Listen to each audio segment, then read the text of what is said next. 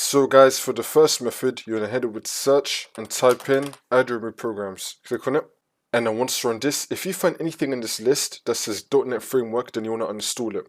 I don't have anything here on my computer, but let's say that this says .NET Framework on it. I'm gonna click on the three dots and then click on uninstall, then I'm gonna uninstall it.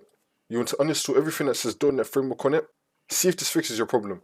If that's still not working, then for the second method, you're going to head over to the link which will be down below in the description to download the Microsoft.NET Framework Repair Tool.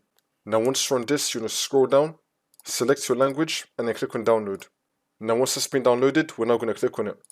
And now once this comes up, you're going to click on yes, and now this will come up. You're going to tick this box, I accept, and then click on next. And now once it says the following changes to your computer may resolve the installation, you now want to try the installation again, see if that works for you.